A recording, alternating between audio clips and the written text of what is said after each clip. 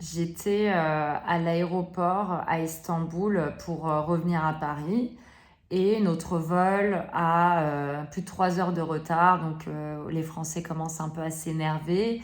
Ils essaient de communiquer avec le personnel de l'aéroport en anglais, mais malheureusement ils ne parlaient pas anglais, les Turcs. Et du coup j'ai dû faire la traduction entre les Français qui étaient en colère et le personnel de l'aéroport. Et, euh, et donc les Français, voilà, nous on a l'habitude de râler dès qu'il y a un problème, dès qu'il y a un retard. Et voilà, tout de suite ils ont demandé le responsable et tout, mais ça marche pas comme ça en Turquie. Donc ils ont demandé le responsable, sauf qu'il n'y en avait pas. Et ce qui s'est passé, c'est que j'ai dû faire la traduction donc, entre ces deux groupes. Et je me suis dit, c'est à moi de réduire les tensions. Parce que là, si je traduisais mot pour mot tout ce qui se disait, il y allait avoir baston. Vraiment une vraie dispute et tout. Donc je me suis dit, non, c'est pas du tout la chose que je devrais faire. Et je me dis d'ailleurs, si j'étais traductrice à l'époque de 1914-1918, peut-être qu'il n'y aurait pas eu de guerre grâce à moi. Donc j'ai été hyper polie, hyper respectueuse vis-à-vis des deux groupes en fait. Et donc en France, on a l'habitude voilà, de râler, de gueuler pour obtenir ce qu'on veut. Et là, donc je commence à dire au groupe français, je fais attention, voilà, baissez un peu d'un ton parce que c'est pas comme ça que ça marche ici. En Turquie, on est, voilà, on est un peuple très accueillant, mais par contre, voilà, si on manque de respect, on n'hésite pas à répondre. Euh, Avec le même ton, voire plus dur. Et, et donc, un des Français dit ouais, c'est du n'importe quoi, c'est quoi ce pays ils sont même pas capables de nous dire ce qui se passe. Il y a 3 heures de retard. Au moins, dites-nous si on va repartir en France. Moi, demain, j'ai le boulot. Je peux pas me permettre d'avoir du retard. J'avais tant de jours de congés payés posés. Voilà, je peux pas revenir dessus.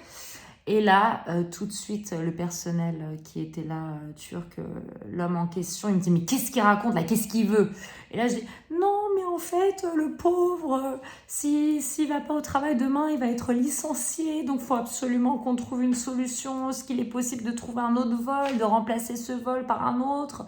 Et en fait, je me sentais tellement mais hyper responsable à ce moment-là parce que je me suis dit vraiment si je traduisais mot pour mot tout ce qui se disait entre voilà, les Turcs qui étaient alors juste taisez-vous, vous êtes dans notre pays, juste apprenez à être respectueux et puis attendez, même nous on n'a pas l'information, donc arrêtez de vous énerver.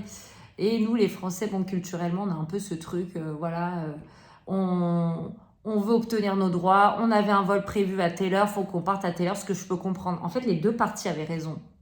Mais voilà, c'était à moi un peu d'équilibrer la situation. Et vraiment, à un moment, je voyais les deux hommes hyper proches et le ton montait. Mais moi, justement, on voyait que mes paroles ne correspondaient pas du tout aux mimiques. C'est-à-dire, je sentais que j'étais hyper stressée. Et l'homme français, il commençait à insulter. Donc il dit, ouais, qu'est-ce qu'il dit là? Je sens qu'il m'insulte. Je fais, non, non, il dit juste qu'il est vraiment triste de ne pas pouvoir repartir en France. Enfin bon, c'était vraiment le pire moment de ma vie. J'étais super mal. Et bon, finalement, il n'y a pas eu de problème. Ils ont pu trouver un autre vol, mais genre 5 heures plus tard. Et oui, d'un côté, c'était une chance que les Turcs ne parlaient pas anglais. Je me dis, au moins, voilà, on a évité des tensions et tout. Mais oui, les Turcs sont très accueillants. C'est juste que faut savoir ses limites. Il y a un peu ça. Il y a pas, enfin, on peut pas se permettre en fait de, surtout quand on vient d'un autre pays, on peut pas se permettre de manquer de respect. Bon, vous me direz c'est partout comme ça, mais euh,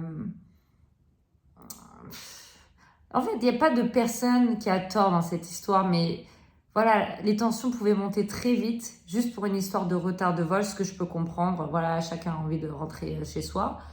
Mais ne faites pas ça dans des pays étrangers parce que vous savez pas sur qui vous pouvez tomber, vous savez pas comment ça peut se dérouler. Et voilà, bon, moi de mon côté, j'ai pu faire comme voilà, comme j'ai pu pour améliorer la relation entre ces deux parties. Mais voilà. Donc il m'arrive quand même des choses intéressantes dans les aéroports.